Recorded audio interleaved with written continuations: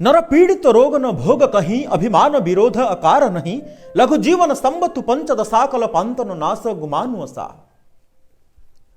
आज्ञा आपन नमस्कार। अमृत बिंदुर आज अध्याय को आपन को स्वागत करुछु मु बलभद्र रथ। उत्तरकांड रे मर्यादा पुरुषोत्तम प्रभु श्री रामचंद्र पक्षीराज गरुड़ को कहउछंती कली काल रे कली जुगरे लोक मानकर स्वभाव कौन हेबो, लोक मानकर गति कौन हेबो, लोक माने को अवस्था रे रहिबे, को दशा भोग करिवे, स्पष्ट भावे कहिछंती मर्यादा पुरुषोत्तम श्री रामचंद्र पक्षीराज गरुड़ को जे नर पीड़ित रोग न भोग कहीं, लोक माने विभिन्न रोग रे पीड़ित हबे, लोक माने विभिन्न रोग रे पीड़ित हुवंती। ए कली जुगरे केही सुखी हेई पारंती नाही।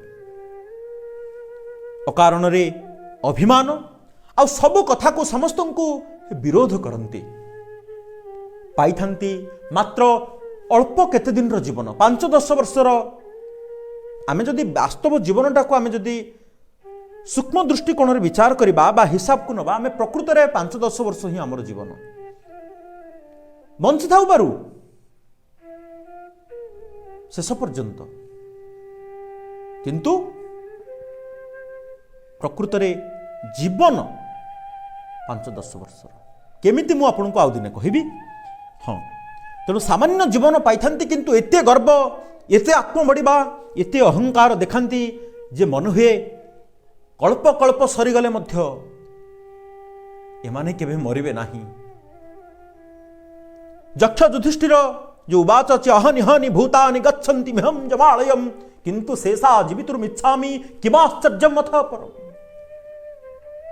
प्रत्येक मुहूर्त रे मनीष मरुछंती, तथापि मनीषर मोह भंग हेउनी, भाबी पारुनी जीवनटा कौन, कोथि पाई मु ए जीवन पाइछि। तेणु मर्यादा पुरुषोत्तम श्री रामचंद्र मध्य कहिछंती पक्षीराज गरुड़ को जे कलिजुगर गति हेबो एटा, कलिजुगर लोक एई प्रकार ही बंचिबे। पुणी कि आसले कलिकाल बिहाल किए मनुजा, नहीं मान तो कौ अनुजात अनुजा, नहीं तोष विचार न शीतलता, सब जाति कुजाति भय भगता।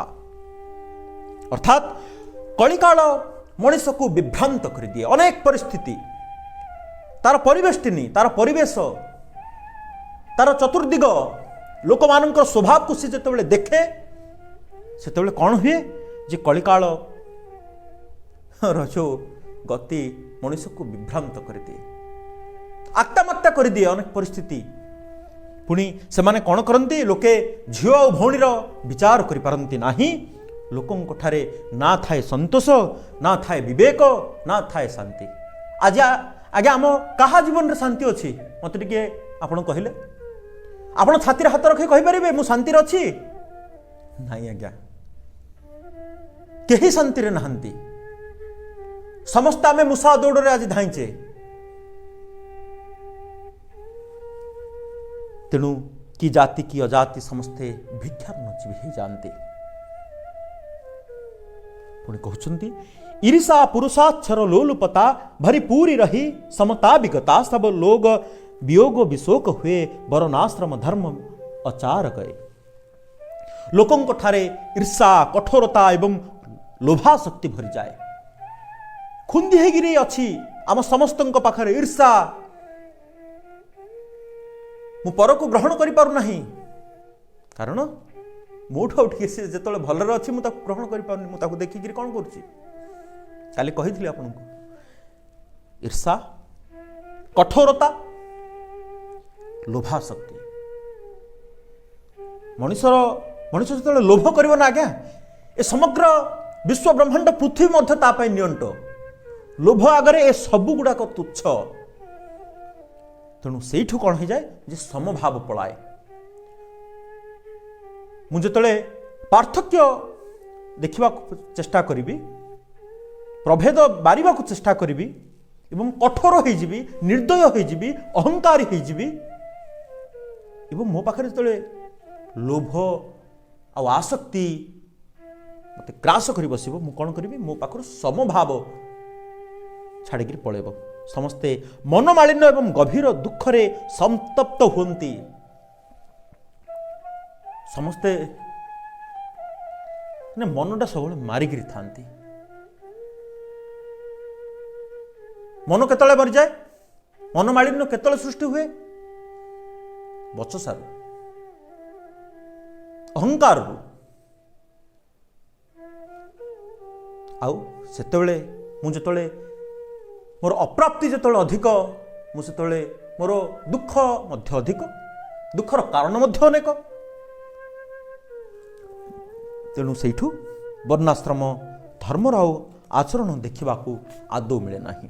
ପୁଣି କହୁଛନ୍ତି, ଦମ ଦାନ ଦୟା ନାହିଁ ଜାନପନି ଜଡ଼ତା ପର ବଞ୍ଚନ ତା ନିଘନି ତନୁ ପୋଷକ ନାରୀ ନରାସ ଗରେ ପର ନିନ୍ଦକ କେ ଜଗମୁ ବଗରେ।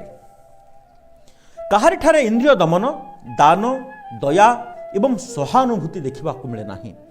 ମୂର୍ଖତା ଏବଂ ପ୍ରବଞ୍ଚନା, ପ୍ରବଞ୍ଚନା ହେଉଛି ଅନ୍ୟକୁ ଠକିବା। ମୁଁ କେମିତି ତାର ଠକିଦେବି, ମୁଁ ତାଠୁ କେମିତି ନେଇଯିବି, ମୁଁ ତାକୁ ଖଚ ମିଛ ହାବୁଡୁବୁ କହିକିରି କେମିତି ଗୋଟେ ଜିନିଷକୁ ମୋର ନିଜର କରିଦେବି।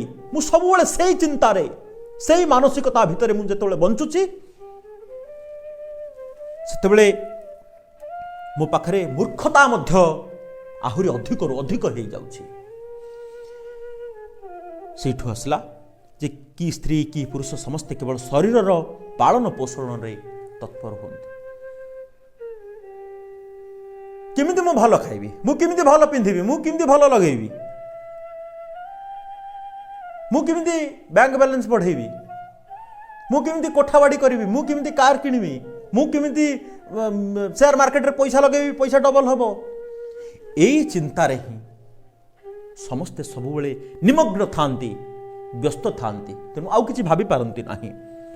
ଆଉ ଚାରିଆଡ଼େ ପର ନିନ୍ଦୁକ ମାନେ ହିଁ ପୁରି ରହିଥାନ୍ତି। ନିନ୍ଦୁକର ସଂଜ୍ଞା ମୁଁ ଆପଣଙ୍କୁ କହିଥିଲି। ଆଉ ଅଧିକ ଆଲୋଚନା କରିବା ଅନାବଶ୍ୟକ। ସମୟର ଆହ୍ୱାନ ଶୁଭିଲାଣି। ଆଜି ପାଇଁ ଅମୃତବିନ୍ଦୁର ଏହି ଅଧ୍ୟାୟକୁ ଏଠି ସାରିବା।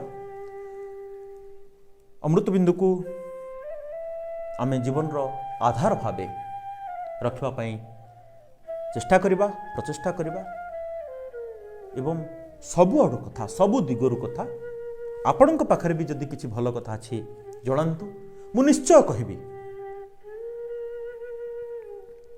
ବିଦାୟ ଦିଅନ୍ତୁ ଆଜି ପାଇଁ। ରହିଲି, ନମସ୍କାର।